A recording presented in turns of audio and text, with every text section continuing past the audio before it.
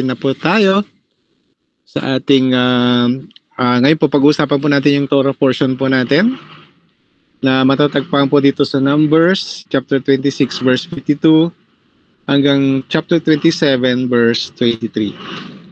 Before that, let's read the blessing before reading of the Torah portion. Berkuet Adonai Hamiburak, praise Adonai, the Blessed One. Baruch Adonai Hamiburak Leolam Ba'et. Praise be Adonai who is blessed forever and ever. Baruch Ata Adonai Anon Kol Ha'amim. Pinatan Lano et Torato. Baruch Ata Adonai Natain HaTorah. Blessed are you, Adonai, our God, ruler of the universe, who has chosen us from among all the nations and given us the Torah. Blessed are you, Adonai, the provider. Let's now read Numbers chapter 26, verse 52 to 65. So this is all about the divisions of the land inherited by each tribe. Adonai then spoke to Moses, be divided to this and as an inheritance according to the number of names. For the larger, you are to make his inheritance larger, and to the smaller, you are to make his inheritance smaller. Each is to receive his inheritance in proportion to his population.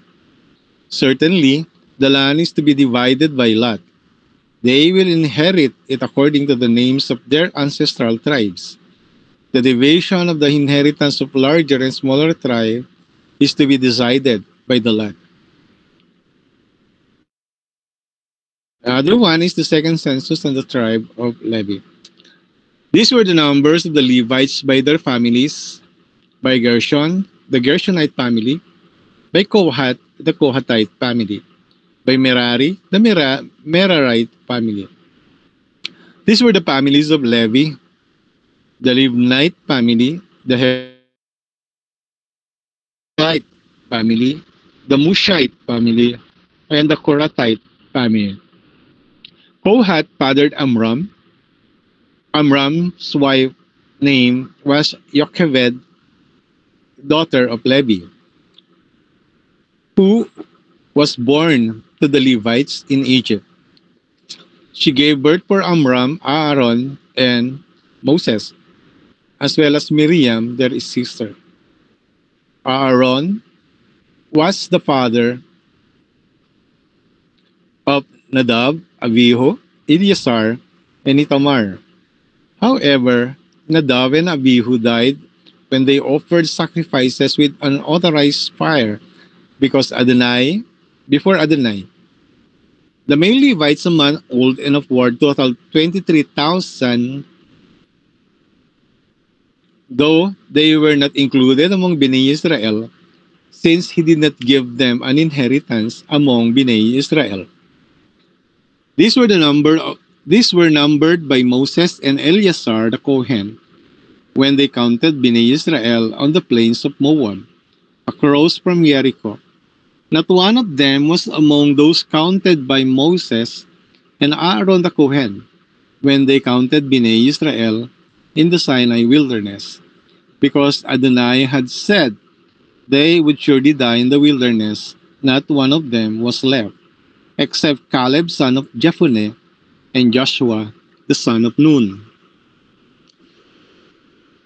Let's read Numbers chapter 27, verse 1 to 23. Talks about the inheritance of the daughters of Zelophehad. The daughters of Zelophehad, son of Hepher, son of Gilead, son of Machir, the son of Manasseh, of the families of Manasseh, son of Joseph. The names of his daughter were Mahlah, Noah, Hoglah, Milcah, and Tirzah.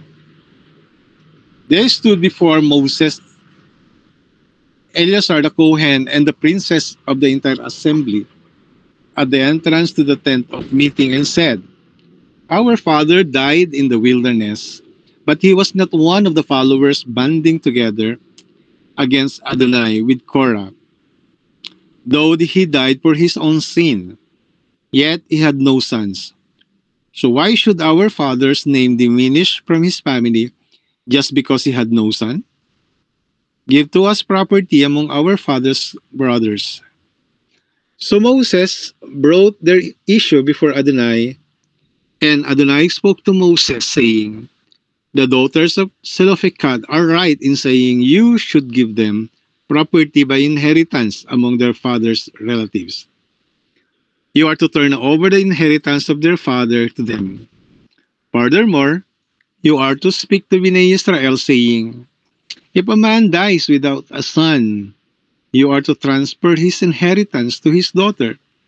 If he has no daughter, you are to give his inheritance to his brothers. If he has no brothers, you are to give it to his father's brothers. If his father had no brothers, you are to give it to the nearest relative in his family that he might possess it. This is to be a legal statute for Bnei Israel, just as Adonai commanded to Moses. And another one is the commissioning of Joshua. Then Adonai said to Moses, go up this mountain of the Abarim range and look at the land that I have given to Bnei Israel. When you have seen it, you will be gathered to your people, just as Aaron, your brother, was gathered. For in the wilderness of Sin, during the strife of the community, you both rebelled against my word instead of honoring me and of honoring me as holy at the waters before their eyes. These were the waters of Meribah at Kadesh in the wilderness of Sin. Moses spoke to Adonai, saying, may Adonai, God of the spirits of all flesh, appoint a man over the community to go out and come in before them, who will lead them out and bring them out, so that the people of Adonai will not be like sheep without a shepherd. So Adonai said to Moses, take Yahushua, the son of Nun, a man in whom is the Ruach, and lay your hand on him. You will have him stand before Eleazar the Kohen and the entire assembly and commission him before their eyes. Give to him some of your authority so that the whole community of Bnei Israel will obey him. He will not stand before Eleazar. He will stand before Eleazar the Kohen, who will pray and obtain judgment for him by Urim and before Adonai. At his mouth they will go out, and at his mouth they will come in, he and all the community of Bnei Israel with him. Moses did as Adonai commanded him. He took Joshua, stood him before Eleazar the Kohen, and all the entire assembly. Then he laid his hands on him and commissioned him just as Adonai had spoken by Moses' hand. Blessed be the word of the Lord. Amen. So let's read the blessing after the reading of the Torah portion. Baruch atah Adonai Eloheinu melech haolam, asher natan lano Torat emet bekaye ulam netab betokeinu. Baruch atah Adonai nutein haTorah. Blessed are you, Adonai, our God, ruler of the universe, who has given us the Torah of truth and implanted within us eternal life. Blessed are you, Adonai, the provider of the Torah. Once again, Lord, we are asking for your guidance as we study your word. Father, may you speak to us, Father, through your Holy Spirit, that we may learn, Father God, your statutes, that we may learn, Lord God, your principles, your purposes and will in our lives, Father, through this parasha, Panginoon. Father, we thank you, Abba. We commit to you our lives, Lord, as we, Lord God, continue to dwell in your presence, Lord, and obey your word, Father, in the name of Yeshua. Amen. So with this Torah portion that we have today, just want to acknowledge na itong lesson na ito ay galing po kay Tim Heg. Just to give credit to Tim Heg. Ito po yung kanyang pong commentary dito sa Torah portion natin na 119. So first, we're going to discuss about the inheriting the land, na ang sinasabi po dito, generational covenant community. When we say generational, ito po yung talagang pinagpapasapasahan itong covenant na ito. Okay? As a community, as a whole, Israel. So our Torah portion or our Torah section for this Shabbat begins with Hashem declaring to Moses. Anong sabi ni God kay Moses? To this shall the land be divided as an inheritance. So, yung mga tribes, yung mga 12 tribes, accordingly, ipaghati-hatiin itong land of Israel dito sa mga 12 tribes nito. So, kaya na sinasabi po kanina ni Sister Banji na about inheritance. So, kailangan natin maintindihan what is exactly is an inheritance. Ano bang ibig sabihin ng inheritance with respect dito sa ating Torah portion? Okay, so meron tayong makikita dito. So, let's define yung ano po yung inheritance. So, inheritance defined as it is something that is legally bequeathed to relatives or friends by the legal owner. So, ibig sabihin kapag merong lupain, okay, at gusto itong ipamana o ibigay, kailangan po yung lupa na yun yung may-ari ang magbibigay. Kasi kailangan yung legal owner ang magbibigay nitong inheritance ito. Doon sa kung sino yung gusto niya. Friends, relatives, okay, o kaya yung mga anak niya, yung kung sino man yung gusto niyang pamanahan. Pero sa kanya yung lupa. Yun po yung ibig sabihin ng inheritance. So, to inherit something means that our relative or friend passes down to us something they rightfully owned. Okay? Hindi naman po pwede siguro yung hindi mo naman pag-aari pero ipapamana mo, di ba? So, it's not, di ba? So, meaning that itong land of Israel there is one that is own this land of Israel. Meron po nagmamay-ari yan. So, siyempre, alam natin kung sino nagmamay-ari. Okay? So, if this is the case, tatanungin natin, how could the land be called our inheritance? How could this land called their inheritance to mga Israelites when it was occupied by people of other nations? In that case, yung Canaanite. Di ba? The Canaanite people. Sila yung nandun. There are 7 nations that is in Canaan na siyang nandun na sa lugar na yon. So, paano sasabihin natin na ipapamana itong lugar na to? Meron ng mga tao doon.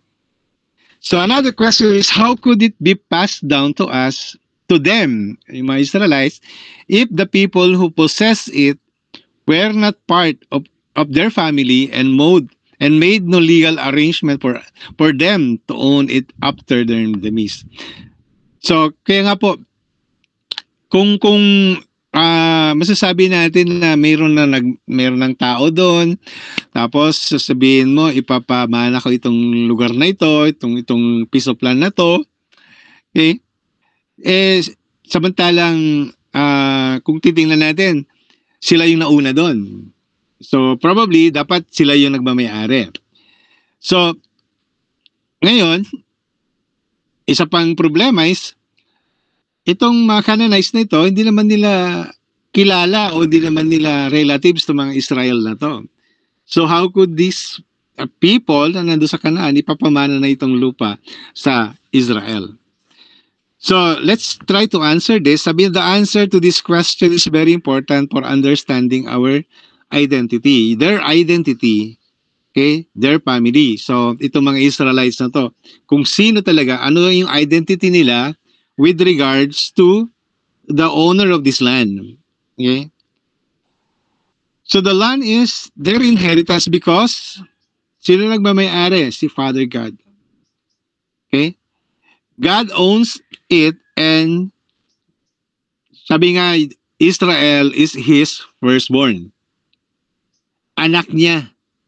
Itinuri niyang siya yung panganay na anak ni God, ang Israel. Kasi dineclare niya yon.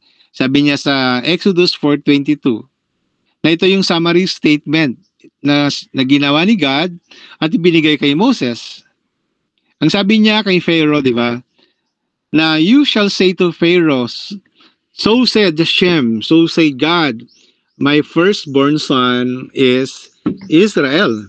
So it is a declaration na talagang si God, sabi niya, Israel is my firstborn.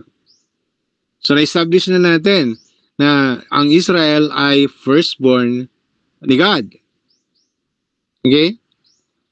So again, the question is, si God ba talaga nagmamay-ari ng lupain?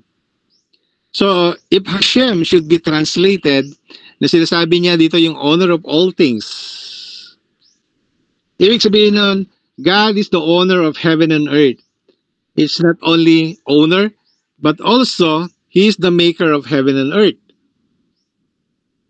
So, dito, establish na natin na si God talaga yung nagmamay-ari nitong ilupain na ito. So, ibig sabihin dito, si God ang magpapamana kasi sa kanya yon, ipapamana niya sa kanyang firstborn, Israel.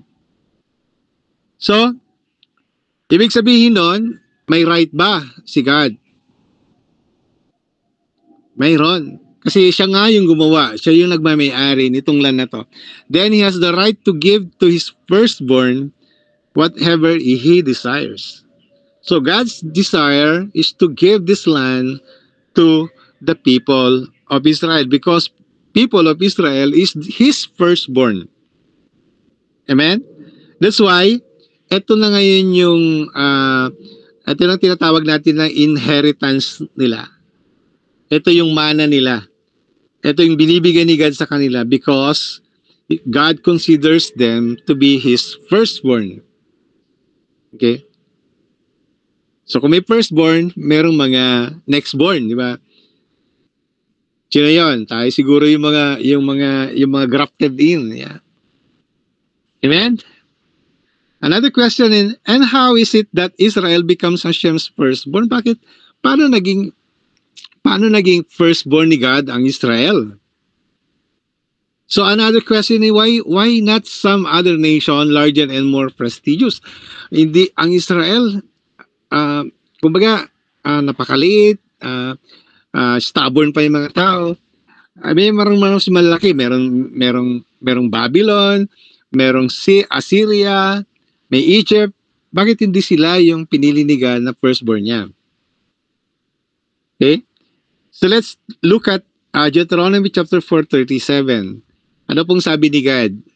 Sabi niya, because He loved your fathers. Sino yung mga fathers nila? Si Abraham, Isaac, and Jacob, or Israel. That's why sinabi niya, therefore, He chose their descendants after them, and He personally brought them from Egypt by His great power. So it's by the virtue or because God loves the Abraham, Isaac, and Jacob. That's why He chooses itong mga descendants na ito na galing sa kanila to be His firstborn. At sila yung papamanahan niya nitong land na ito. So again, why has Hashem or God chosen Israel to be His firstborn? So the only answer is to be found in the mystery of His love, of His covenant. Yung covenant promises niya which He made to Abraham and renewed to Isaac and Israel. So mayroong pangako ang Panginoon, mayroong kasunduan ng God kay Abraham, Isaac, and Jacob that that God will give them this piece of land, this promised land. That's why alam natin kapag si God ang gumawa ng pangako, may covenant promise siya, God is not a liar. God does not change. He will make it sure na gagawin niya yon. Okay?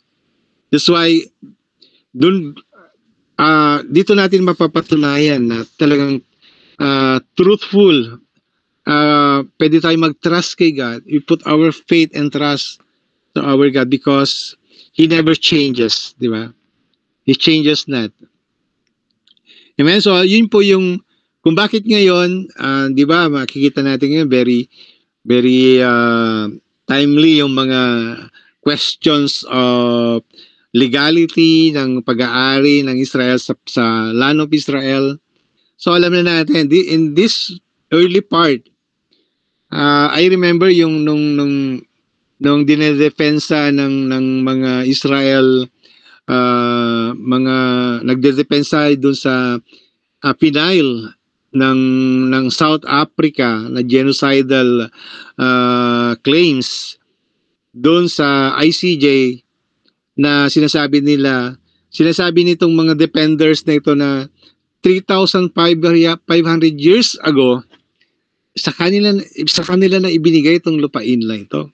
So itong portion na to, ito yung kiniklaim ng mga defenders of Israel para i-claim itong piece of land na ito. Okay? So nakita natin na may basehan yung kanilang claim. So all we can say is that out of the sovereign and eternal love of the Almighty, He chose them. He chose the Israelites to be His people and to bear His message to the world. It is His choosing that gives them their identity and their mission in life. Amen. So yun po, talagang it's because of sovereign. Pag sinabi mong sovereign, siya lamang po yung magdidesisyon yan. At makikita natin yung eternal love niya. Talagang hindi nagbabago, hindi nagmamaliw. Magbago ang tao pero ang Diyos ay hindi magbabago. So inheritance is important to Hashem. And once again, our passage underscores this. Sinabi niya, the land is a portion to each of the 12 tribes. But alam natin yung mayroong isang exemption dito sa 12 tribes na to, which is the tribe of Levi. Dahil sinabi ni God, the tribe of Levi has no inheritance in the land. So, kung wala si Levi, paano yun? Naging 11 na lang sila. Remember, dahil si Jacob po, ang ginawa niyang firstborn ay si Joseph, dalawa ang portion ni Joseph. That's why si Joseph may dalawang anak, si Manasseh at saka si Ephraim. That's why a firstborn has a double portion sa inheritance. Ganun po yung blessing ng Panginoon doon sa mga firstborn. Naintindihan po natin. Amen. So yet in fulfillment of Hashem's word, none of those who initially despised the land were allowed to enter it. Alam po natin that talagang itong during the wilderness experience po ng mga Israelites, ang dami nilang murmuring, nire-reject nila, sinasabi nila na hindi kami kumbaga hindi nila ini-entrust o hindi nila nilalagay sa puso nila na sila ay nandun sa makakarating dun sa Israel. That's why ang talagang pinanukalan ng Panginoon is because of their despise of the land, ay talagang hindi sila inalaw ni God na mapumasok dun sa land of promise. So yun talagang totoo din ang sinabi ng Panginoon. Kung sinabi niya na hindi kayo papasok, hindi sila talaga nakapasok. There's only two na during that time na talagang nakapasok doon.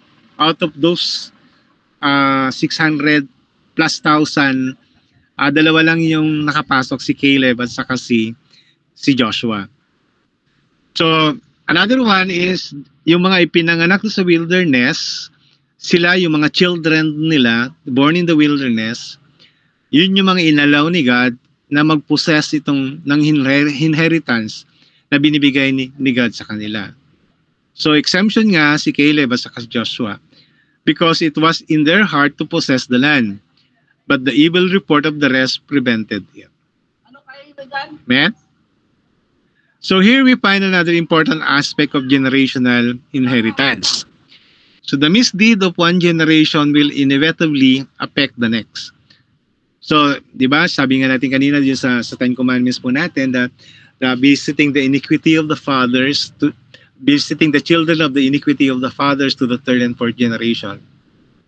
So, totoo rin yung sinasabi ni God. So, note that in the listings of the tribes and their inheritance in the land, the sins of Nadab and Abihu are noted, as well as the rebellion of Korah. Okay? So, pinapakita ni God na merong epekto yung mga ginawa ng mga fathers with what is happening sa kanilang mga descendants.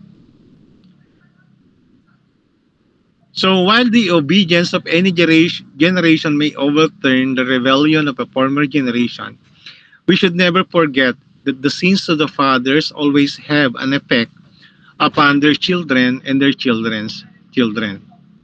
Okay, amen? So another question is, but why is it inheritance in the land so important to Hashem? Gaano ba ka-importante ang inheritance ng Israel sa lupa na binibigyan ni Hashem? So why does the Torah go out of its way to make sure each tribe receive its due portion in the land? So the answer for this is simple and obvious. The faithfulness of Hashem to His promises demands that Israel possess the land. Dahil pinangako niya na ibibigay niya itong lupain na ito sa Israel. Ngayon, kung hindi ito mangyayari, then the faithfulness of Hashem will be questioned. Diba? Kaya nga, it demands kung ano yung sinabi ng Panginoon mangyayari. So, whenever, okay, na itong mga Israel ay hindi nandun sa land, maproprofane yung kanyang name. So Adonai's name is profaned when Israel is not in the land, according to Ezekiel 36:19 and 20.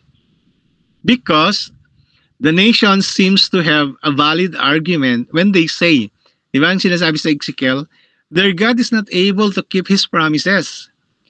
He said He'd give them this land, but look, they're not even living there anymore. So sinong napupulaan?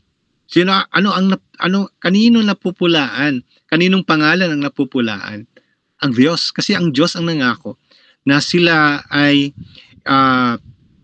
maninirahan itong mga Israelite doon sa promised land na ibinibigay ng Panginoon sa kanila.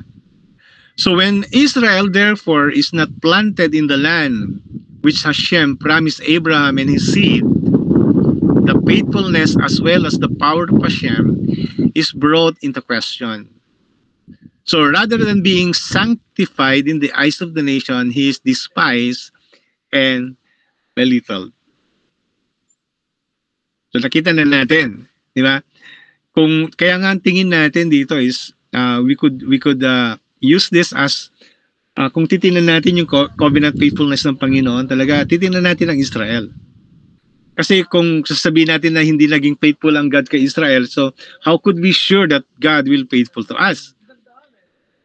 But because God is faithful to His covenant to Israel, then surely yung covenant faithfulness niya din sa atin ay sure din. Faithful din ang God sa atin. Amen? So, yun po yung ating pong first portion, and then we go to Numbers chapter 27. It talks about inheritance of daughters of Zelophehad. So this fact is all the more emphasized by the story of the daughters of Zelophehad. Some have suggested that the name Zelophehad is made of two words. Isang word is Bezalel or shadow, which means refuge on the analogy of coming under the shadow or a protector. And another one is danger or trembling. So itong Salopecadis, may two Hebrew words diyan ng meaning, ang una is shadow, another one is danger. So that's why we come up with this name na means refuge from danger. Yun yung ibig sabihin po ng Zelophehad. So at any rate, the daughters of Zelophehad stood to lose their claim to the land because there was no male offspring. Walang anak na lalaki si Zelophehad, puro mga kababaihan. That's why although gusto nila mag-claim kasi nga they are also part of the covenant promise ng Panginoon. So they want to have that legal claim dun sa land. But they knew that God had given the land to them. It mattered nothing at all whether they were male or female in this regard. They too constituted God's firstborn. So tama yung claim nila, di ba? And so they knew the land belonged to them. The problem is, naghahanap sila kung ano yung legal way para maklaim nila. So ito yung dilemma nila. Ito yung parang tingin nila mahirap. That's why, in-approach nila si Moses. Okay? Sinabihan si Moses. Ang sabi nila na ito yung gusto naming i-claim. Madidespise ba yung aming ama dahil wala siyang anak na lalaki? So yun yung kanilang legal claim. That's why nag-ask sila kay Moses, and then Moses also asked God kung ano yung kanyang decision regarding this claim. So anong sinabi po ni God? Sabi ni God, the daughters of Zelophehad speak properly. Tama sila. Tama yung claim nila na meron silang rightfully a claim dito sa inheritance na ito. Dahil lang wala silang kapatid na lalaki na mag-claim, ay pwede sila mag-claim. So on that, ito makikita natin yung how Hashem say that about each of us when Hashem says they speak properly. Tama yung sinasabi nila. Okay? That when we speak His will, kung tama po yung ating pong sinasabi sa patungkol sa ano yung plano at purpose ng Panginoon sa atin, okay, approve ang Panginoon sa atin doon. God says they are speaking properly about their claims. So that our words and thoughts conforms to His way of looking at things. Kapag naka-aligned po tayo dun sa mga purposes and will ng Panginoon, approved kay God. Okay, yes, the land was as much their inheritance as it was for the males of the family. So ibig sabihin yung judgment ng Panginoon, yung statute ng Panginoon is kahit wala silang kapatid na lalaki, okay, sila ay mag-inherit ng land. They are also constitute the firstborn status. So ano po yung pwede natin anong principle po ang tinuturo sa atin ng Panginoon? So God was to show Himself faithful to all His people without respect to their gender. So mayroong parang equality with respect to right, di ba? To rights. So yung si God is faithful, sabi nga, show Himself faithful to all the people. So this concept or axiom, like anything, could obviously be taken too far. We must never deny the differing rules that Hashem has ordained for each of us. So ibig sabihin pagdating sa leadership, pagdating sa mga ministries, okay? God is looking at hindi niya tinitingnan differently. Okay? So talagang may mga such thing as rules na binibigay sa atin, whether you are a female or a male. So we must always affirm that all in our community are equally. Sabi nga sa 1 Peter 3:7, talk about the heirs of grace. So anong sabi niya? In the same way, husbands, live with your wives in an understanding way. Though they are weaker partners, honor them as equal heirs of grace of life. In this way, your prayers will not be hindered. So equally, talagang kailangan as far as grace is concerned, talagang we are equally claims of rights. So in that, each of us, whether male or female, have a God-given rule to fulfill. So the neglect of which will be a grave detriment to the community as a whole. Kapag di natin nire-recognize, pag namimili po tayo at sabihin natin na mas marunong ito, mas malakas to kaysa dun sa baba, mas malakas ng lalaki kaysa sa babae. So parang neglect natin kung ano yung purpose and will ng God sa bawat isa atin. So the reality of our basic equality before Hashem is based upon creation. That male and female are both created in the image of God. So, or to put it another way, the image of God in mankind is recognized in the ability of two who are diverse, magkaiba man, they are male and female, but they are this, what we call oneness, or in Hebrew, ikad. The ikad, diba? According to Genesis 2:24. So, yun po yung nakita natin dito as far as kung paano natin itrato ang bawat isa sa atin. Next one is talking about the commissioning of Joshua. So this is now the final passage of our Torah sections. We see Moses passing the authority of leadership to Joshua, the son of Nun. Okay, so si Joshua or Yahushua in Hebrew is chosen by Hashem, not Moses. So hindi si Moses ang namili, kundi si Hashem. So in the ceremony of transferring authority, okay, becomes the norm for that later rabbinic ordination for Moses. Ito yung dito nagmula yung laying of hands or yung laying of hands.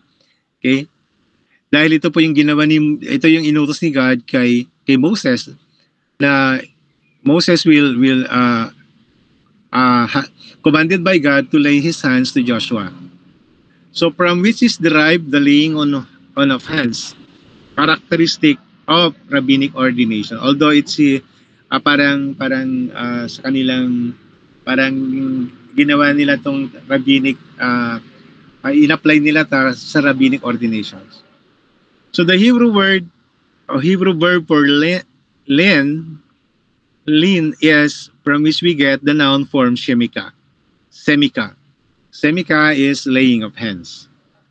So this symbolism is important. So paano ba nagle-laying of hands? Di ba ginagamit kamay?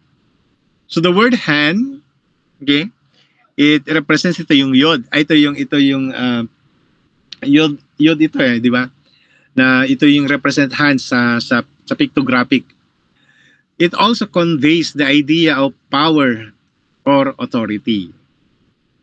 So sa Hebrew yon, ang hand is the idea, it conveys the idea of the power or authority sa isang tao, di ba? So thus Moses was passing the authority of leadership to Joshua. Ito yung passing of authority by laying of hands. Because hand is a symbol of power or authority. So the authority of his office as a primary leader of the nation of Israel, so ita-transfer na niya. Kasi nga this time, sinabi ng God kay Moses na pumunta na sila sa Abarim range, nakita na nila yung promise na, and then sabi ni God, you will be gathered to your people. Okay? So, but in this symbolic act, a very important principle was laid down. Joshua would always be under the authority of Moses, For the authority received is delegated. Ibig sabihin, dinelegate yung authority galing kay God, papunta kay Moses, and then Moses delegated to Joshua. And cannot rise above the one bestowing it. Hindi pwedeng yung i-usurp niya yung authority. Ibig sabihin, babaliwalain niya yung authority ni Moses. Okay? Dahil hindi pwedeng ganon. So, this same pattern obtained in the latter rabbinic ordination. So a disciple was never ultimately to disagree with his mentor from whom he received ordination. Though of course he could expand upon and even enhance his master's message. So ibig sabihin nun, yung nag-ordain sa'yo, hindi ka pwedeng kumbaga, yung authority niya, i-exceed mo. Parang gano'n. Kasi, magde-derive ka kung sino yung nag-delegate sa'yo ng authority. Dapat may respect ka, may humility ka dun sa leadership niya. Okay, although pagdating sa mga teachings, sa mga pwede mo siyang i-expand. Okay? I-enhance mo yung mga messages. So though Joshua would be a leader in his own right, never could be transgressed the words of Moses from whom he had received his authority. So hindi niya pwedeng saliwain or hindi niya bibigyan ng importance yung itinuturo ni Moses. Kasi dapat dinelegate niya yung authority, dapat sumunod ka doon. So the lawgiver himself had given to Moses the words of Torah, and Joshua, in accepting the semika or the laying of hands of Moses, submitted to the authority passed on to him.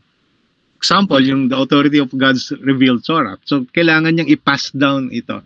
Kung paano pinas down ni God kay Moses, itong revealed Torah na to, and then Moses will also delegated this authority to Joshua, and then susundin doon ito ni Joshua hanggang sa generation to come.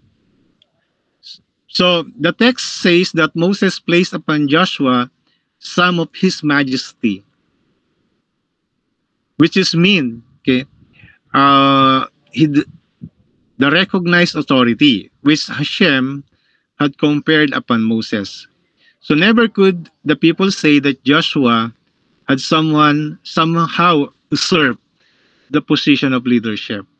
So the evident appointment of God, like his appointment of Moses, was to have been received by all the people. So kung the same yung pattern na pagsunod ni Moses kay God, ganun din ang gagawin ni Joshua, then all the people will receive the same as they received Moses, they also received Joshua, the leadership of Joshua. So the question is, what exactly was the rule of Joshua as leader? Ano pa talaga ang rule ni Joshua as a leader? So according to 27:21 of Numbers, it is interesting indeed. Sabi niya, more, he shall stand before Eleazar the priest, who shall inquire for him by the judgment of the Urim, before Adonai. At his command they shall go out, and at his command they shall come in, both he and the sons of Israel with him, even all the congregations. So this is the very interesting rule ni Joshua na makikita natin. So Joshua was to be a mediator between the high priest. Kasi he's going to appear to Eleazar, the priest. Ito yung anak ni Aaron. So siya yung mediator. Okay, alam po na naman natin kung anong sinisimbolize ni Joshua. Siya po yung sinisimbolize ng Panginoong Yeshua. He is the mediator between man and God. So, here, makita natin si Joshua na mediator siya between the high priest and through the Urim and the Tumim. Ito yung judgment. Dito kinukuha yung judgment, yung sagot ng Panginoon kung ano yung gusto niyang mangyari sa mga particular situation. In this case, dito kay Joshua. So, in this case, he is the mediator between the high priest and the people. listening to the decisions which God confirmed via the Urim. Ito yung nasa breast, di ba? Ito yung parang dice na kino-confirm ko ano yung will ng God. Ito yung judgment niya. And then anong gagawin ni Joshua? And then conveying this to the people. Siya yung magsasabi dun sa mga tao. So his strategic rule was to hear the message. Papakinggan niya yung message na nagmumula sa Panginoon through the priest, to the high priest. And then he conveys it to the people without changing it. So parang kung ano yung na-receive niya, yun din dapat ipapasa niya. Hindi niya pwedeng baguhin yan. So this continues to be illustrative of the proper rule for ganito rin po yung pattern sa mga churches natin. So it is their duty to said kung ano yung natanggap nila sa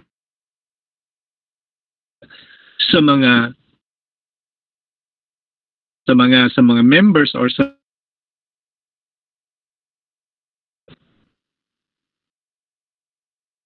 without changing exactly what the Lord has said. We will transmit it to them according to what Hashem has said. So after all, Hashem is the one who actually leads the people, not Joshua. So parang mediator lang talaga si Joshua. Siya yung nagre-relate ng lahat ng mga gusto ng Panginoon na gawin ng tao.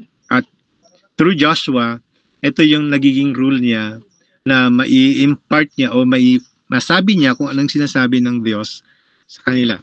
So here's a very important point for us.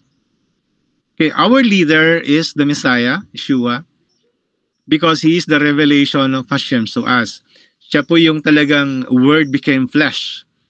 Siya yung nagkatawang tao. The word that becomes flesh. Siya yung revelation ng God sa atin. So he is the shepherd. Sabi nga, I am the good shepherd. And we are his sheep. Tayo yung mga tupa. So we listen for his voice and follow him. Siyempre, kung yung good shepherd, kung good shepherd siya talaga, okay, yung mga sheep nakikinig sa kanya. That's why we know that our Messiah Yeshua is our good shepherd, kaya nakikinig tayo sa kanya. And we follow him. So any and all leaders within the community, the family, congregations, or wherever, must therefore have as their ultimate mission to lead those under their care to the Messiah. So yun yung ultimate rule ng leaders to lead the people. Kaya nga meron tayong rule talaga as leaders to usher in itong mga tao na to papunta sa Panginoong Hesus. So this is especially true of sa mga congregational leaders natin. So we must always strive to help the congregation hear and obey the one who is our true shepherd, our Messiah Yeshua. So yun po yung gustong ipakita dito sa ating pong Torah portion today. At I hope ito po yung magiging pattern natin as far as leadership, as far as choosing leaders, okay, para sa ating mga churches, sa mga congregations natin. And so with that, mga kapatid, and greeting you, Shabbat Shalom, and Shabbat Tov, everyone. Thank you for listening. Thank you, Kuya. Thank you, bro. Mga kapatid. Yes po. Ito sa lipa. Okay lang? Sige po. Uli, mag-audio lang po kapatid kasi baka Haptara 12 to 6. So ulitin ko mga kapatid, ang atin pong Haptara ay Joshua chapter 17, 1 to 6. Pwede po kayong magbasa mga kapatid on that sa inyong mga Bible mga kapatid. But then we pray. Praise to you, Adonai our God, sovereign of the universe, who has chosen faithful prophets to speak words of truth. Praise to you, Adonai, for the revelation of Torah, for your servant Moshe, and for your people Israel, and for the prophets of truth and righteousness.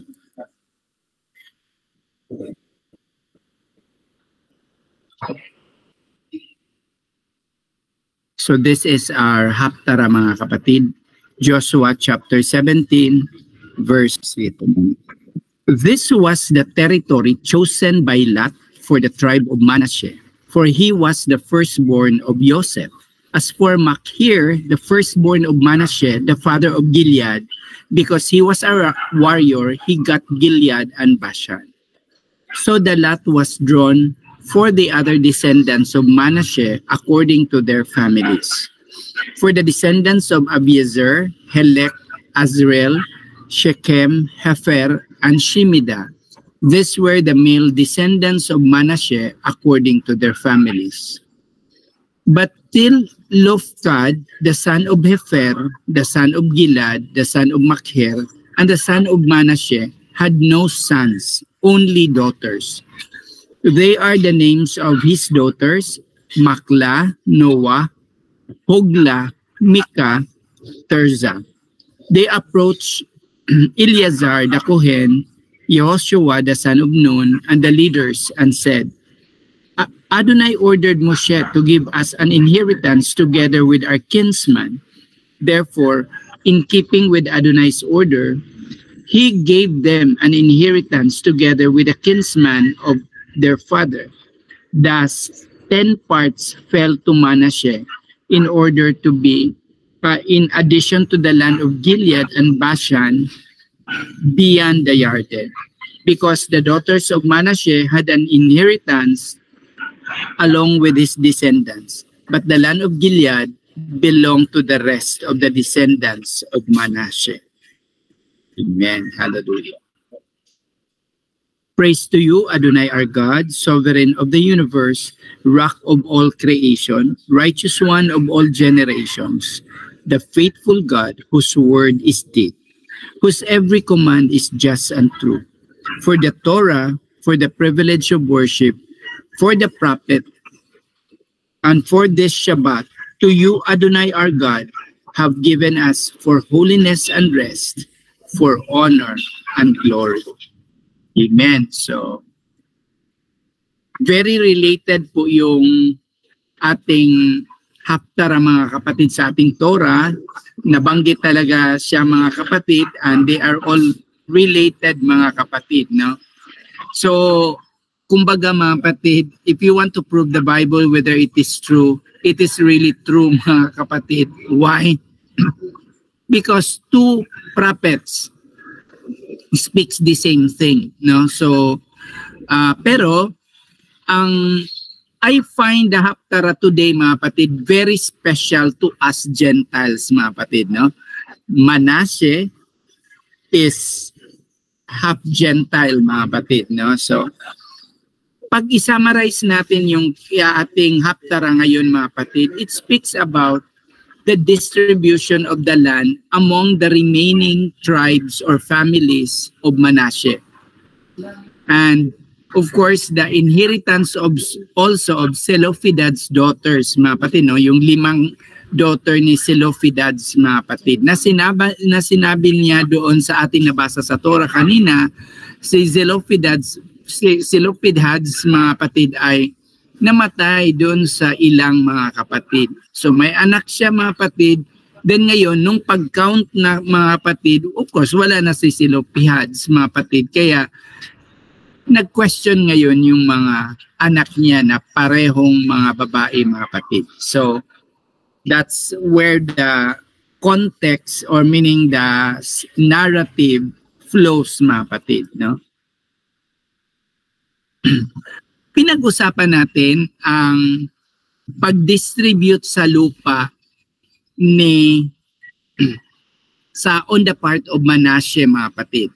But let's look at Manasseh first. Sino si Manasseh? Yan. So si Manasseh, mga kapatid, is actually the firstborn of Joseph, the son of Jacob. No. So of course, alam natin mga kapatid, si Joseph was the 11th son of Jacob, mga kapatid, and he was sold into slavery in Egypt, mga kapatid, until he becomes vice president of Egypt, mga kapatid. Then, in Egypt, he married Asenath. He's the daughter of Potiphar, priest of On, mga kapatid. So, therefore, we can say that Asenath is a Gentile and he is the mother of Manasseh. So, Manasseh, mga kapatid, is half Gentile, half Israelites, mga kapatid. Manasseh's name literally means making forgetful. So Joseph said, nung pinanganak si Manasseh, mga kapatid, I forgot all the trouble and all at my father's household, mga kapatid. No? Nung nakita niya yung bata, mga kapatid, sabi niya, lahat ng pagod ko, trouble ko along with my father's household, nawala, mga kapatid. Then of course, Joseph has a new life, a new family in Egypt, mga kapatid. And to let you know, to let us, mga kapatid, ating i-recall uli, ito ding si Joseph at saka si Asenath, meron din silang second son, no? Si Ephraim, mga kapatid. But then, we will not deal much on that. We will focus on Manasseh, mga kapatid.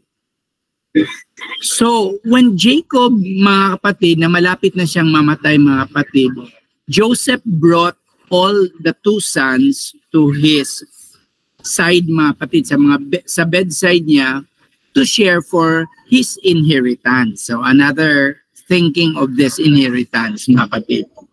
So Manasseh and Ephraim are among the 12 tribes of Israel that will inherit territory in the promised land. Question, bakit si Manasseh mag-inherit siya, mga kapatid? Kasi ginawa silang anak ni Jacob, mga kapatid, no?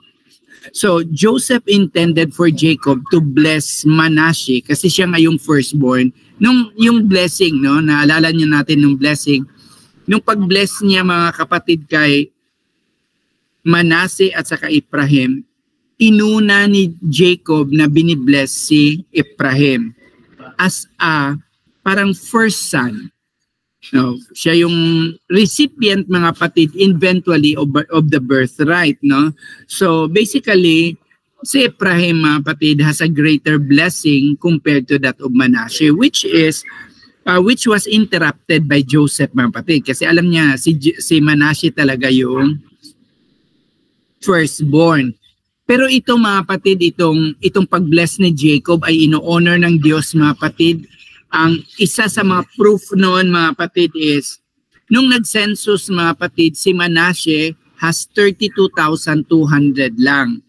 Pero si Ephraim, mayroon siyang 40,500, mga kapatid. So doon pa lang nakikita na natin na ahead yung blessing ni Ephraim with that of Manasseh. But nevertheless, mga kapatid, we're talking about Manasseh.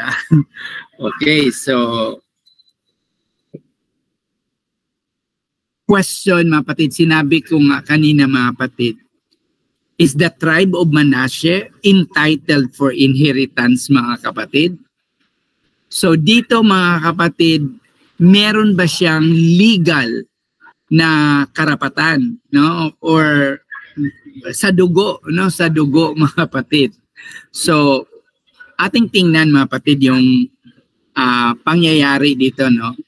Una, mga kapatid, si Manasseh is technically not a Jewish 100%, mga kapatid, because anak siya ni Asenath of Egyptian. Kung gagamitin natin yung current nila, mga kapatid, yung current rule nila na who are Jewish, mga kapatid, or who are something, ang mangyayari nila dito, mga kapatid, hindi siya papasa kasi nga yung mother niya is a Gentile.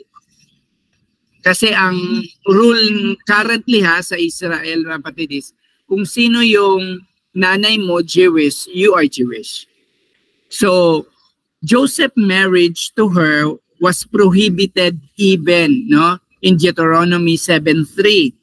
No, medyo parang hindi ina-accept yung mga magme-marry ka ng ibang lahi, mga kapatid. His marriage could have disqualified his children from the inheritance. So that's a questionable thing, mga kapatid. Pero ang Diyos nagbigay kay Manasseh ng inheritance. Second, ano natin titingnan, mga kapatid, yung mga what ifs. Manasseh was not entitled as one of the 12 divided lots of the 12 original 12 tribes, mga kapatid, no? So, ano bang nangyari, no? So, si Manasseh is basically replacing the tribe of Levi, 'di ba? Tribe of Levi kasi nga si tribe of Levi wala namang mamanahin na land, no? Or mayroon namang manahin pero not on the counting, mga kapatid, no? So, because they are priests, mga kapatid. So, nakapasok si Manasseh doon, mga kapatid. Pero hindi pa rin siya yung 12 original tribes, 'di ba? Na anak talaga ni Jacob, mga kapatid. So, don't questionable. But again, God gave inheritance to Manasseh. Third naman, mga kapatid, is itong si Manasseh, hindi naman siya ang firstborn na ngayon. Kasi nga, yung kanyang status as a firstborn, mga kapatid, ay inangkina or meaning binigay na ni Ephraim, mga kapatid. So, he is not entitled supposedly of any special inheritance, mga kapatid, because it should go to Ephraim, mga kapatid. So, ang nangyari, mga kapatid, is bakit si Manasseh ay binigyan ng inheritance? Fourth, the tribe of Manasseh, mga kapatid, ay nagkasala, mga kapatid. Why? Itong panganay ng Manasseh, mga kapatid, ay nagpaiwan siya doon sa labas ng promised land, mga kapatid, no? Sa Numbers 32 to 33, 40 to 42, mababasa natin yung narrative na yan, mga kapatid, no? So hindi lahat ng mga tribes ni Manasseh ay pumasok or willing to go into the promised land, mga kapatid. Only this, yung pag-divide nitong mga 6 anak ni Manasseh, mga kapatid. But again, kahit ganun, mga kapatid, nagkasala siya, God has given him the inheritance, mga kapatid. Fifth, gaya din ni tribes ng Reuben, mga kapatid, at saka si Gad, mga kapatid, he gave up the right to live in the promised land, no? So, yung mga tribes, mga kapatid, ni Manasseh, binabansagan silang double-minded, mga kapatid, kasi nga parang urong-sulo silang pumasok sa loob, mga kapatid. So, a double-minded person is not accepted in God, no? Kasi sabi nga dito, mga kapatid, dual-minded believers will receive nothing, no? James 1:8 tayo, mga kapatid. So, but again, binigyan pa rin si Manasseh ng inheritance. Then itong si Zelophehad, mga kapatid, died in his sins in the wilderness, which could have also caused yung mga anak niya, mga kapatid, to lose inheritance. Dahil sa number 27:3, mga kapatid, namatay siya sa kanilang mga kasalanan. Hindi sa maganda yung ng buhay ni Zelophehad, mga kapatid. So, pero again, no, naging special topic itong mga anak na babae ni Zelophehad na binigyan sila ng equal footing with that of, in fact pa nga, mga kapatid, no, maisip mo, sabi kasi dito sa 17-5, mga kapatid, ay 10 slots, no? 10 slots ang binigay sa loob ng land, mga kapatid. Then 5 ang para sa mga lalaki, 5 din sa mga babae, na comprising lang naman ni Zelophehad, no? Comprising lang ni Zelophehad ang nangyayari, mga kapatid. Then, again, in Jewish civil law, mga kapatid, the property is only inherited through men, not women, in the Jewish civil law. So, pero God has given these women, mga kapatid, inheritance. So, ang inheritance, mga kapatid, so much for us as a Gentile, mga kapatid, can be given to us. Yun yung nakita natin, mga kapatid, na pwede pala, huwag tayong magdadalawang isip na, ay, hindi naman talaga kahit pa ako'y magkakanta araw-araw, hindi talaga mabibigay kasi ako lang ay Gentile. No, it was proven by Manasseh and proven by a lot of screening na dapat hindi siya makakuha. Why? The inheritance of God is only based on God's grace, mga kapatid. God's grace ang pagbibigay sa kanya ng inheritance, mga kapatid. So ito, anuhin natin, mga kapatid, suyurin natin tong Joshua 17:5.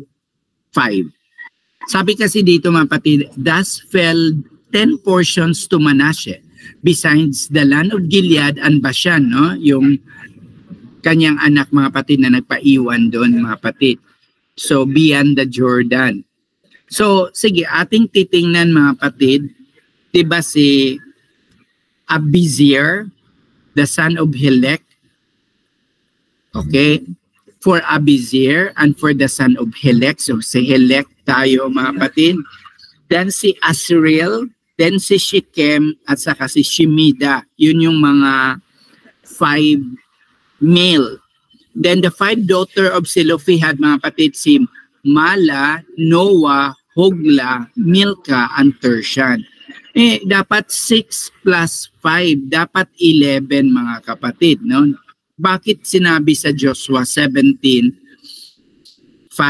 So minus na si Heper, mga kapatid, no? Kasi si Heper, mga kapatid, anak niya si Zelophehad. So parang isang portion sila, mga kapatid, no? So basically that reconciles natin yung sinabi sa Joshua 17:5 na 10 slots na punta kay Manasseh sa loob, mga kapatid. So ito po yung mga reconciliation doon, mga kapatid. Let's look at ourselves, no? Let's look at ourselves. Of course, no, ang ating inheritance spiritually, mga kapatid, is not land, just like what Israel is having, mga kapatid. So we have this spiritual inheritance, mga kapatid, that we are all entitled, mga kapatid. We can go into the Lord forever, mga kapatid, no? So the question is, how do we seize the full spiritual inheritance to which we are all entitled, mga kapatid? So alam na natin na it's not anymore you are Jew or Gentiles, mga kapatid. We can have an equal footing on the inheritance spiritually with the Lord. So tingnan natin, mga kapatid, itong pagbibigay ng Diyos ng inheritance sa mga Israel, mga kapatid, no? First, masasabi natin, mga kapatid, is inheritance is based upon your faith, our faith, mga kapatid. So, ang pag-seize natin sa inheritance, mga kapatid, faith, no? Faith tayo na tayo, mga kapatid, inherit tayo, mga kapatid. The first question that comes into my mind, how about yung son ni Manasseh na nagpaiwan, mga kapatid, na si Maker, no? Si Maker. So si Maker, mga kapatid, ang kanyang description is for their faith in battle, mga kapatid, no? So makikita natin yung faith natin, mga kapatid, it's not a stagnant faith, no? There must be a battle of faith, mga kapatid, within us para to reach out our spiritual inheritance, no? Huwag tayong ma-misinterpret na sinasabi na, mga kapatid, we cannot do nothing, mga kapatid, about our inheritance. We can. Ang naghain lang, ang nag-giveaway lang sa mga buhay natin for our inheritance, mga kapatid, is God. But we have to reach out for our spiritual inheritance, mga kapatid. Gaya ng nangyayari sa mga Israelites, mga kapatid, kung hindi pa sila nagsakripisyong makapasok doon sa loob, mga kapatid, ay they cannot have inheritance kahit hanggang ngayon, mga kapatid. Diba? So, we must have to do something, mga kapatid. The second, mga kapatid, is itong yung mga daughters ni Selofihad, mga kapatid. Paano nila nakuha yung inheritance nila, mga kapatid, no? Ang style nila, mga kapatid, they requested not only in their behalf, but they requested in behalf of their descendants, mga kapatid, no? Interesado sila dun sa descendants nila, mga kapatid, no? So, anyway, yung lolo nila, kasama naman dapat sa 6, so wala namang anak yung tatay nila na lalaki, so they can occupy the the land. But then talagang pinupush nila na individually as a children, mga kapatid, ay magkakaroon sila ng inheritance. What comes into their mind, mga kapatid? Their petition is not only for them. Ang inisip nila, it's for their mga kapatid, mga kaanak nila, mga kapatid. So, one way na makukuha natin doon, mga kapatid, is our petition, mga kapatid, must include the needs of others, mga kapatid. You know, we are just happy having somewhat a full pledge of security on salvation of ourselves because we live into the Torah-based, mga kapatid. But the question is, how about others? Now, how about others? So, we have to seize our spiritual inheritance, bringing others also, because they have an equal inheritance as to us, mga kapatid. At hindi naman to paunahan, mga kapatid. Hindi naubusan ng slot ng inheritance ang Diyos spiritually, mga kapatid. Hindi siya naubusan. Kaya huwag tayong i-secret na lang natin to kasi and para tayo ang mauna. Hindi, mga kapatid. They share. We share it with others, mga kapatid. Then very obvious ang mga descendants, number 3, mga kapatid, very obvious ang mga daughters ni Selofihad, mga kapatid. Ang kanilang pinakita doon, mga kapatid, ay women are entitled also to inheritance just like men, mga kapatid. So, well, there are 2 genders only, mga kapatid, that we will think about it, mga kapatid, men and women. So, ang Diyos, mga kapatid, is honoring gender equality between men and women, mga kapatid. No in between, mga kapatid. So, the woman, mga kapatid, are also entitled for inheritance just like men. So, the women also should seize their inheritance, mga kapatid, spiritually. Number 4, mga kapatid, is ito yung nangyayari, no? The inheritance granted by the tribe to the tribe of Manasseh within the lands of 3 other tribes, mga kapatid, no? It speaks for inheritance is in part tied with the well-being of others, mga kapatid. When you help a poor or a homeless of those in need, you are helping the overall clan, mga kapatid. And it will be given, mga kapatid, a reward to that person, mga kapatid. Totoo po yun, mga kapatid. Ang sabi naman natin talaga, mga kapatid, the good work that we are thinking, that we are feeling, that we are doing, mga kapatid, the good work na yung tutulong tayo sa ibang mga tao, mga kapatid, is it comes from the love of God.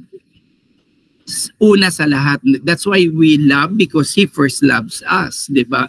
So, ang inheritance natin moving into the full spiritual, seizing the full spiritual inheritance mga kapatid, ay para din titingin tayo sa well-being ng ating brothers and sisters in Christ mga kapatid, in flesh, no?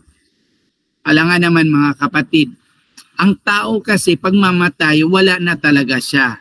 So meaning, he cannot rebound yung kanyang pag-seize sa kanyang inheritance mga kapatid. Hindi na siya makarebound, wala na siya. Zero. Kaya, for flesh mga kapatid, to sustain the flesh mga kapatid, we will also look at the well-being of these people mga kapatid, so that they have a time to bounce back, to seize their spiritual inheritance mga kapatid. The fifth mga kapatid is, ito yon. Ang problema lang ni Manasseh mga kapatid, or yung tribe ni Manasseh, is they were not able to fully drive the Canaanites. Hindi nila na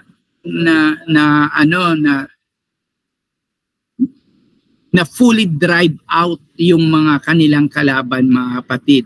So this reveals that mga kapatid is the inheritance, our inheritance can be compromised when we make accommodation with the desire of our flesh.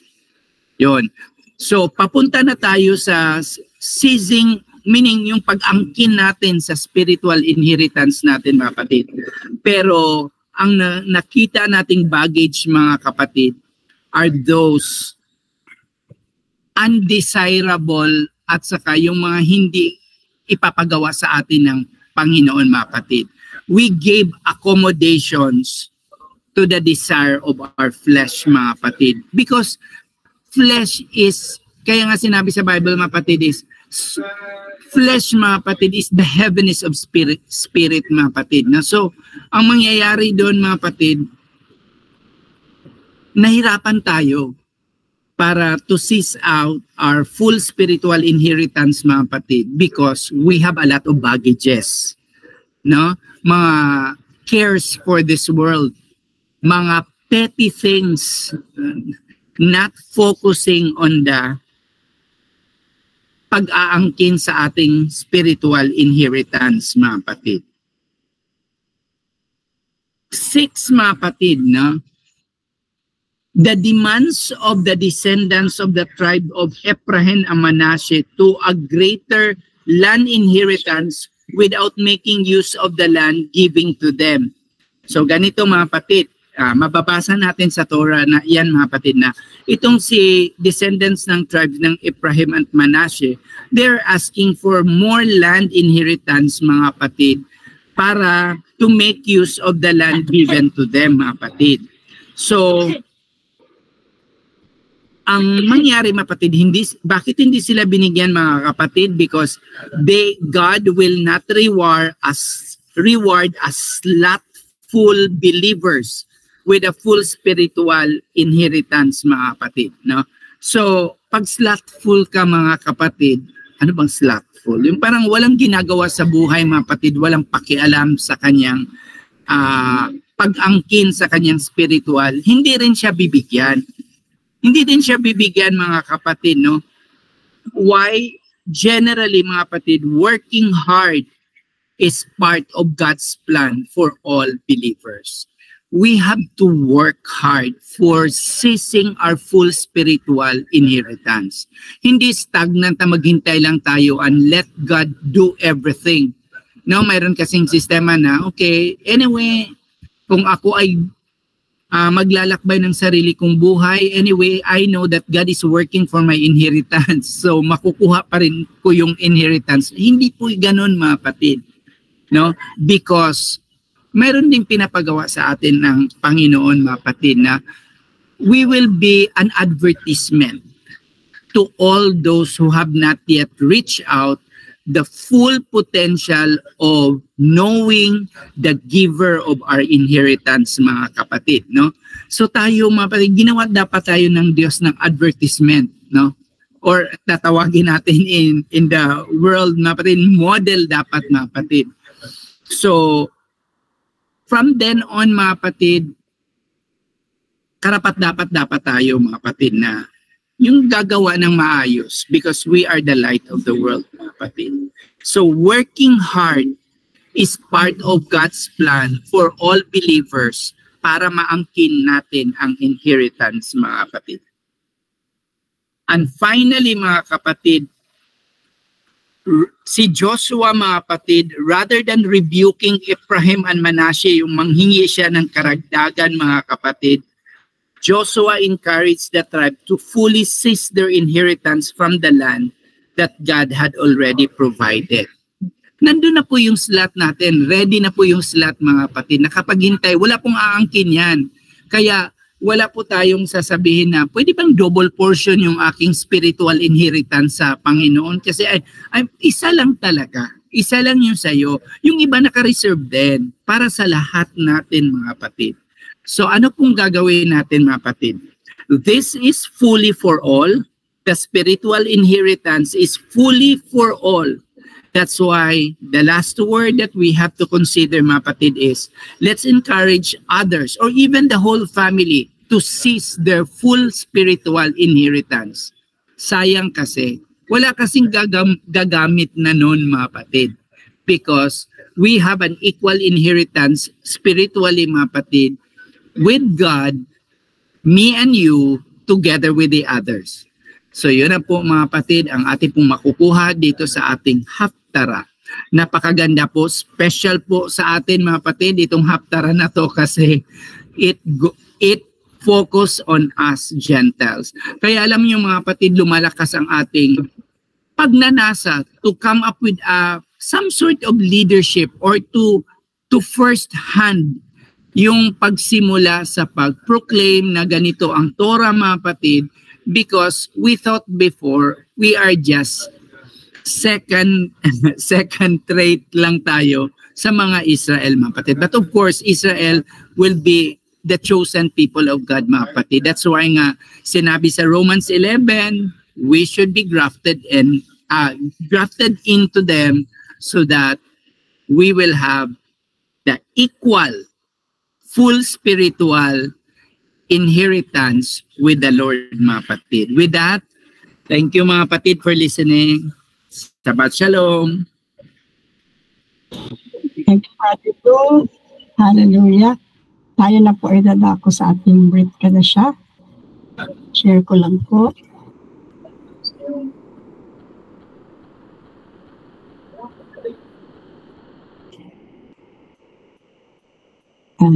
Kita nyo na po. Okay. So, ang ating pong Brit Kadashah ngayon ay sa John 10, 7-18. Tayo po ay manalangin. Baruch ata Adonai Eloheinu melech haolam, asher natan lanu et Yeshua binka kemishikenu, goolenu, mushienu, kapurotenu, ve adonenu, ve et sefre, ve et hekadashah, le amenu, o lekol haamin. Baruch ata Adonai noten Yeshua, ve Yeshua HaMashiach.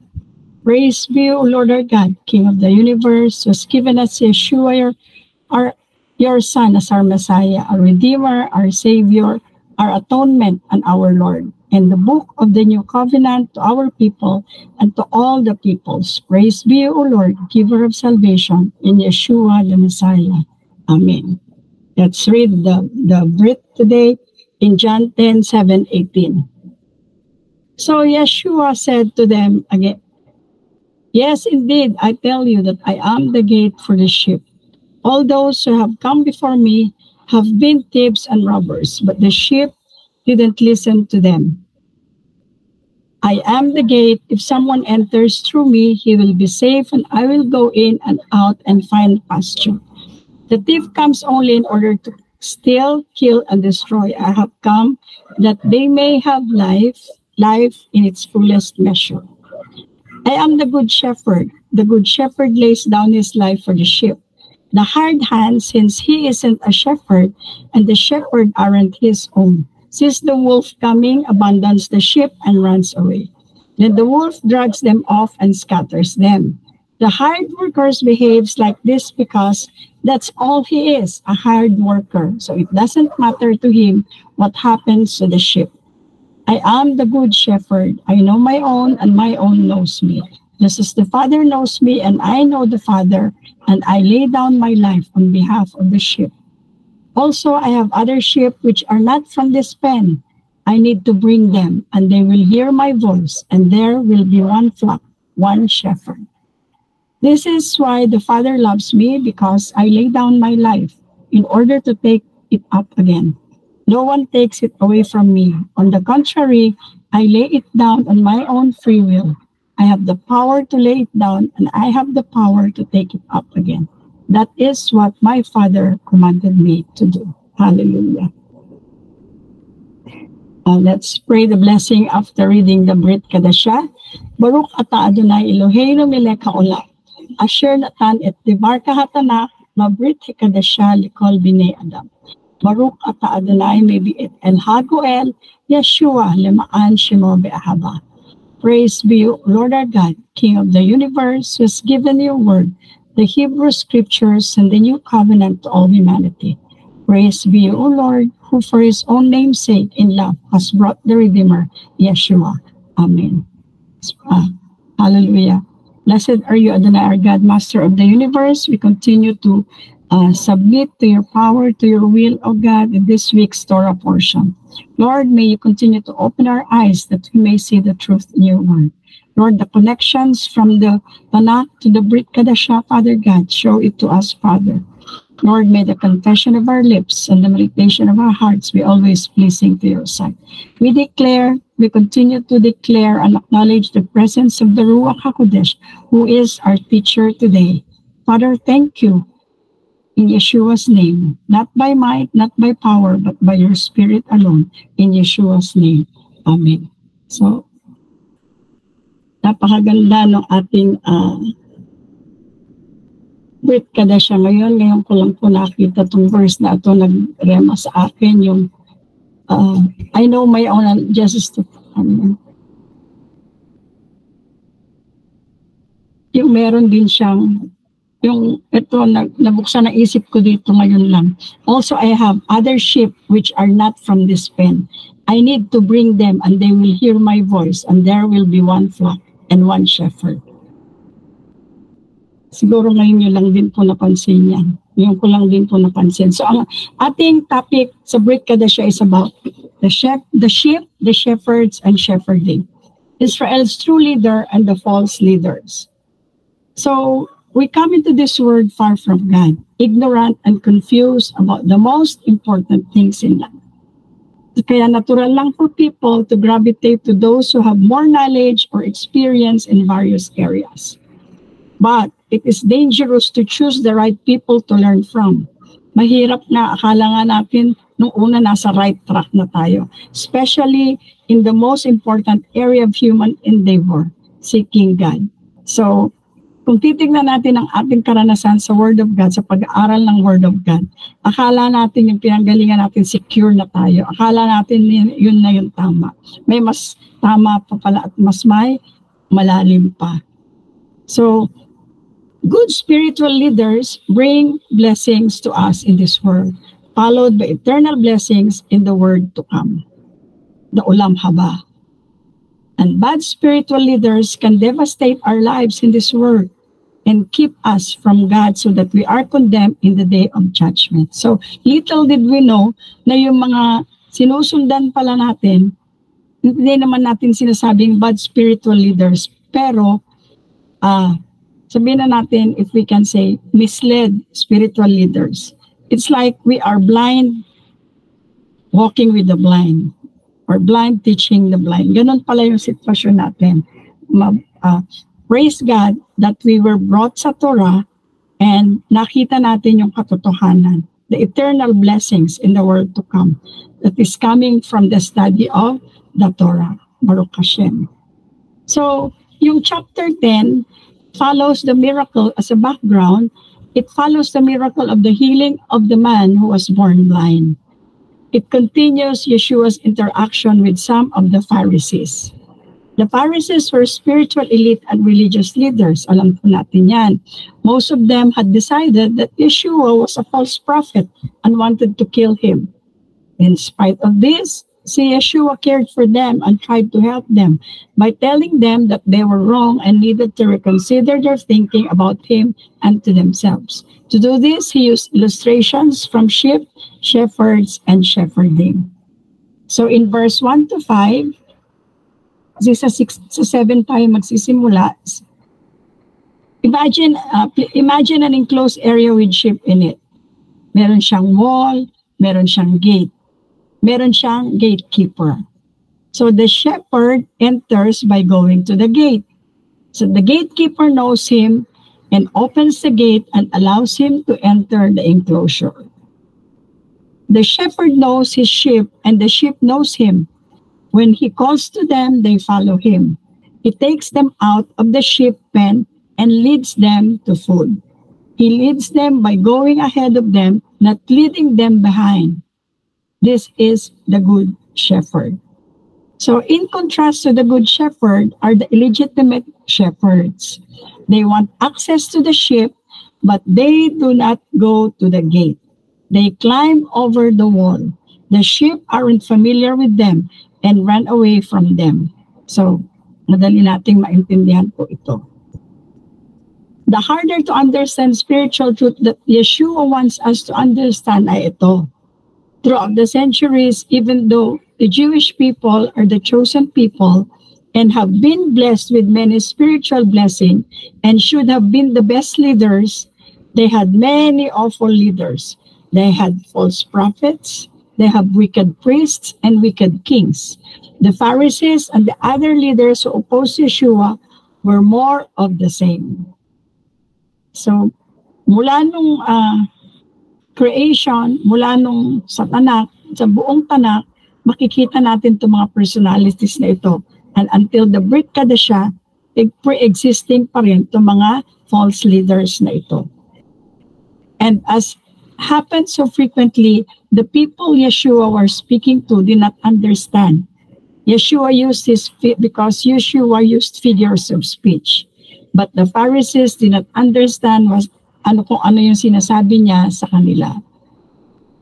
So what kind of figure of speech is this? Sabi nga nila. So it is a parable. Ang parable is a story that is easy to understand, which is used to explain things that are harder to understand, especially spiritual truth.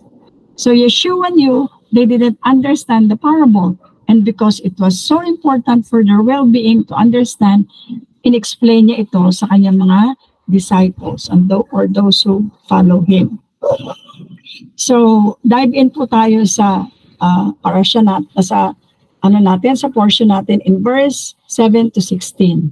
So, in his explanation, Yeshua made more amazing claim patungkol sa sarili niya, that he is the gate for the sheep. So, ano ibig sabihin nun? How do we get through the gate? So only those who go through Yeshua can be saved and experience meaningful life in the world followed by eternal life. So basic knowledge po sa atin ito. The way we go through Yeshua is by faith, by knowing that He is the Son of God and is risen and Lord, and making serious commitment to follow Him. So Yeshua is the Good Shepherd. Ano naman ang ibig sabihin ng Good Shepherd? Bakit siya ang Good Shepherd?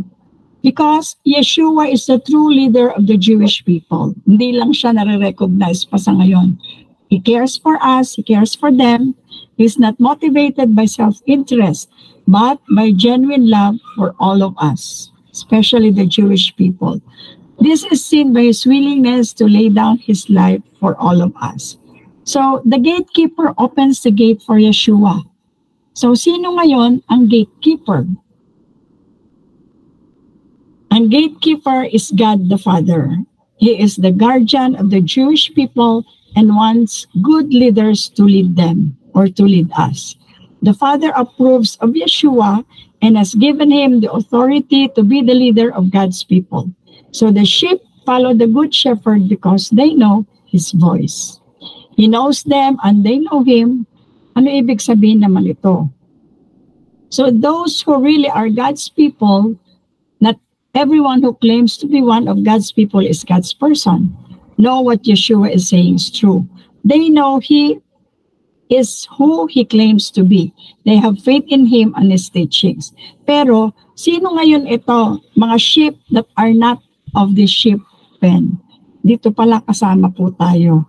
Ngayon lang uli nabuksan. Ngayon ko lang din po uli na naintindihan itong sino yung who do not belong, yung other sheep that are not of the sheep pen. The chosen remnant from other nations. Tayo po pala yun. The Gentile Christians. Kaya pala, napakinggan ko yung kay Brother Luke, at yung sa portions natin kanina, about Manasseh. Sabi ni Brother Luke, he is not a pure Jew because if you reckon his nationality through yung right way, through the mother, hindi siya. So, Manasseh pala was prepared for us Gentiles. Siya pala, kaya pala, the Manasseh, yung 10 portions na yan, talks about the 10 tribes that were scattered. Ngayon ko lang din na-realize yan. That is scattered to the nations. Yun pala yung nag-ano sa atin to become grafted into Israel. And during may encounter yung last trip ko, di ba? Yung sabi nung car driver, sabi niya, the Bnei Manasseh is in the Philippines. Sabi niya, Bnei Manasseh, sabi din ng ibang nasa China, nasa Asia, nasa India. So this pala, si Manasseh pala, are designed for the Gentiles. Siya pala yung forerunner ng mga Gentiles, just like Paul. Kasi remember na wala sa kanya siya yung head, di ba pero napunta kay Ephraim. So Ephraim is for the Jewish people, kaya pala pinagpalit ni Jacob yung blessing. Di ba paulit-ulit nga tinatanggal ni Yun pala, si Manasseh is given the inheritance, which is the nations. The other nations na tayo yon, the Gentile nations, the islands. Yan. Yun pala ang nun. Ngayon ko lang po na-reconcile, Baruch Hashem. So Yeshua promised that there would be one flock and one shepherd. Yeshua knew that even though he was sent to the lost sheep of the house of Israel, di ba sabi niya, I came to look for the lost sheep of Israel. The message of salvation spread to other nations. And one new man, based on Ephesians 2, a new united humanity who are reconciled to God and to each other and who are under Yeshua's leadership would result. Diba laging sa Romans is first to the Jews, then to the Gentiles. So that was yung legacy ni Ephraim and Manasseh. Ngayon lang po natin maintindihan. So the reason my Father loves me is that I lay down my life only to take it up again in verse 17. So there are so many reasons why the Father loves his Son. One of them is because of Yeshua's willingness to sacrifice himself in order to save human beings who cannot save themselves. And verse 18 says, no one takes it from me, but I lay it down of my own accord. I have authority to lay it down and authority to take it up again. This command I received from my Father. So Yeshua knew he needed to die and reconcile us to God. And he also knew that he would not remain dead. Death could not keep him because sin gives death authority. And Yeshua knew he was sinless. Hallelujah. So Yeshua also knew that he had authority over his own death. No human being had the authority to kill him, while it's true that Jewish and Roman leaders arrested him, gave him unfair trials, tortured, and crucified him. That's only part of the story. The other part of the story is that they were able to kill Yeshua because he allowed it to happen. It was prophesied. It was his role to come. And just as he had the authority to allow himself to be killed, he had the authority to come back to life. Amen. So they did not have true spiritual authority, the false leaders. They mixed truth with error. Ito yung ginagawa ng mga false leaders. They were motivated by self-interest. They cared more about themselves than the people they led. They were not loyal to the people they led. So makikita natin sa YouTube, yung mga false prophets, yung mga false leaders na walang ginawa, kundi magpayaman lang din. Okay, namamanipulate nila yung mga members. So even though Yeshua's explanation of his parable was profound, and even though the man who had been born blind was miraculously healed, most of the leaders continued to reject Yeshua. However, some weren't sure they should continue to reject him. So Yeshua has eternal life within himself. From that eternal life, he gives eternal life to his followers, and he protects them so they never perish. No one is more powerful than the Son of God, who created the universe and everything in it. And so no one can separate his followers from him, just like you and me. And it's not just the Son of God who is protecting Yeshua's followers, so is his Father. Ano sabi sa verse 29:30? My Father who has given them to me is greater than all. No one can snatch them out of the Father's hand. I and the Father are one. What a blessed assurance. So those whom the Father has given to the Son are protected by the Father and the Son, so that no one can snatch them out of their hands. That means they are absolutely safe. We are absolutely safe. We are protected and we are secure. Hallelujah. Romans 8:38 says, For I am convinced that neither death nor life, neither angels nor other heavenly rulers, neither what exists nor what is coming, neither powers above nor powers below, nor any other created thing will be able to separate us from the love of God, which comes to us through the Messiah, Yeshua, our Lord. Napakaganda po. Maraming salamat. Salamat, Yeshua, for Yeshua, our Messiah, for what you did on the cross, what you are still doing in our lives today. We honor and praise you with our lives. May we be found faithful to you until the day you come. Father, we thank you and praise you for reminding us again of this blessed assurance that no one can snatch out from your Father's hands, from our Father's hand. And thank you, Father, for opening our eyes, Lord God, that we are the ship that do not belong to the pen, but then you considered us from out of your love for us, that we came, that we also, Lord God, ay nakabilang, Lord God, sa pen. May karapatan din kaming pumasok, Lord God, sa inyong pen, Father, because you were given to us by the Father in heaven, in the name of Yeshua. So, Father, we thank you and praise you, even for Israel. We remember them in prayers, oh God. This Shabbat, we pray specifically once again for Israel. Father, this is the 103 days. It is 103 days since October 7 that we keep on praying, oh God, for the land and the people of Israel. Lord, we thank you and praise you because you are omnipotent God, omniscient God. You know where these people are. You know, Panginoon, where these hostages are. And Lord, that you will bring them out, Lord, once your plans and purposes for Israel has been achieved. Father, we just pray, Lord God, for the comfort and well-being of those still held captive by the Hamas, Father God. May you guide them, may you encourage them, may you protect them still, Father. Even that 1-year-old baby, oh God, who had celebrated, oh God, his birthday doon in the hands of the Hamas. Everything has a purpose because you are the God of plan, of purpose, and objectivity. Lord, we entrust these hostages to you, Father, that in the opportune time, you will release them for your name's sake and for your glory. We just continue to we just continue to pray, Father, that you continue to protect your people and the land of Israel. Bless the IDF soldiers, oh God.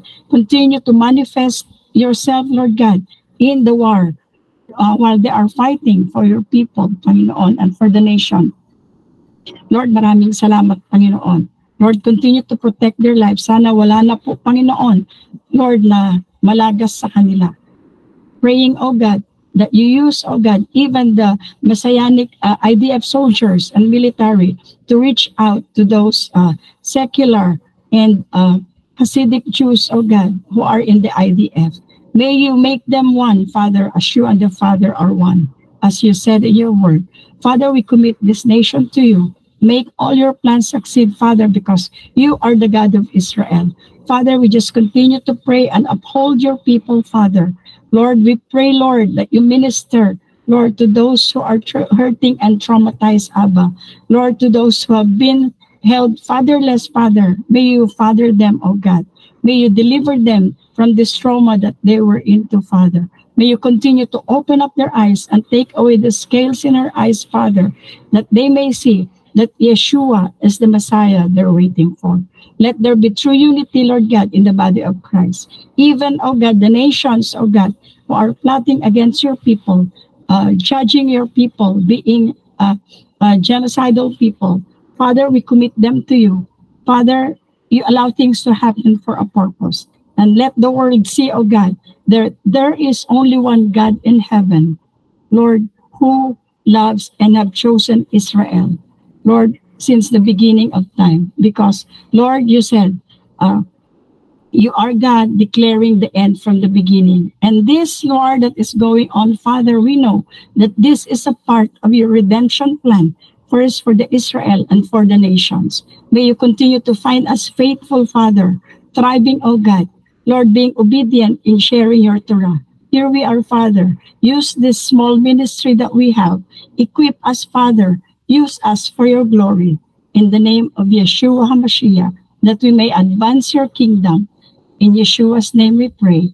Amen. Amen. Hallelujah. Baruch Hashem. Maraming salamat po. Ito po ang ating Brit Kadashah for today. Amen. Amen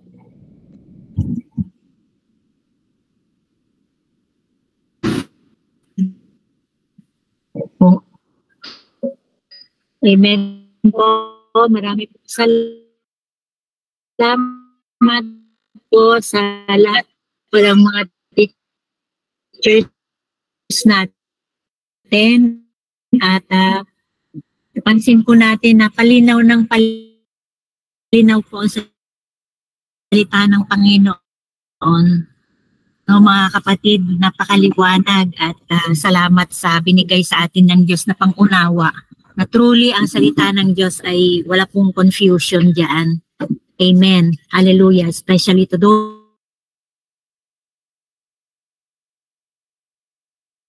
who really God, who really knows who really wants to know about God.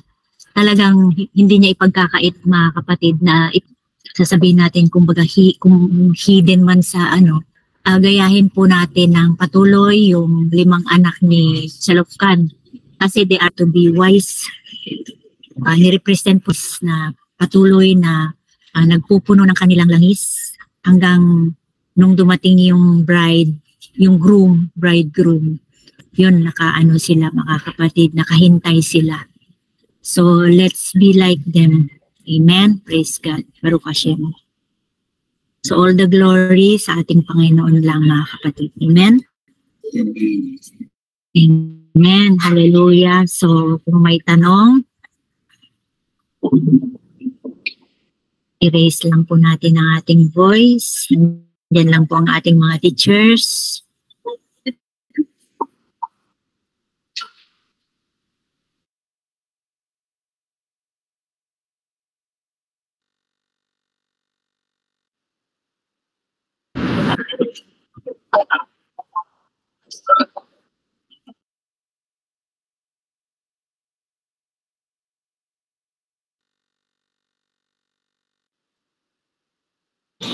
Yung salvation that we did in the Commonwealth of Israel.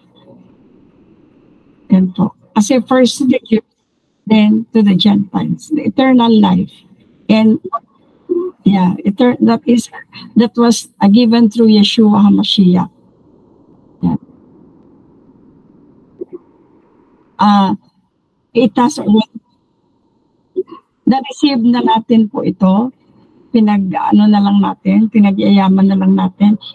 Ito yung sa future, yung mga darating pang mga mananampalataya Pasensya na mga kapatid, di ko nakuha yung question. Masyadong choppy yung aking dito, yung signal ko. So, can anybody answer question?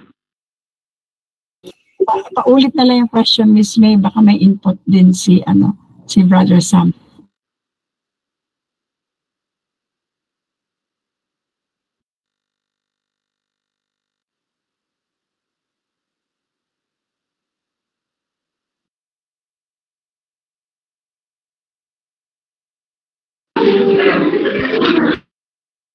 Actually, yung inheritance is the promise. Is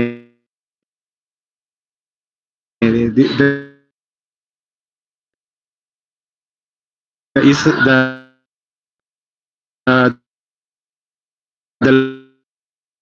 land of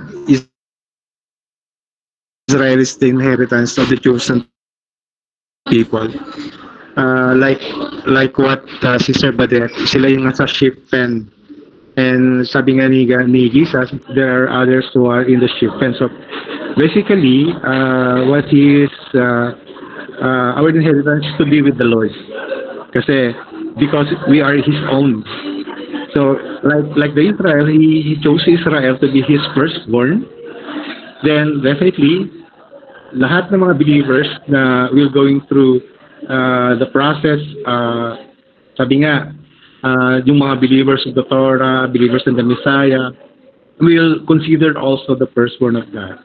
So definitely, yung kanilang heir is the same as we are receiving also. Yung heir natin, yung inheritance natin, the same with their inheritance. Kasi we are no longer separated with them. Because of our faith in the Messiah, we are one with them. So we are echad with them. So yung inheritance, one of the things na nakita ko rin kanina, yung eternal life.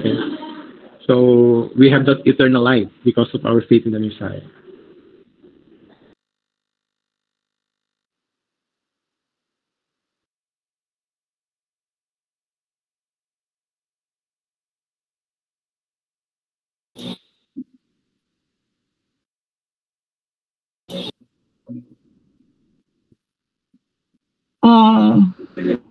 Yung Levites, exclusive yan. Actually, as far as the land of promise is concerned, wala silang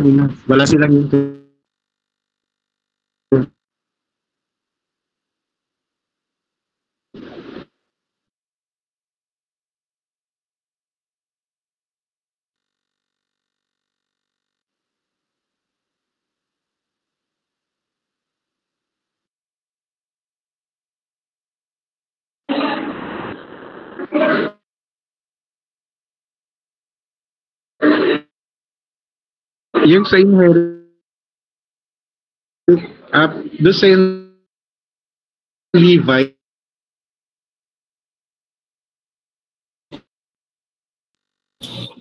Sister, may pa-unmute mo muna kaya ikaw para hindi nag-overlap yung pakinig.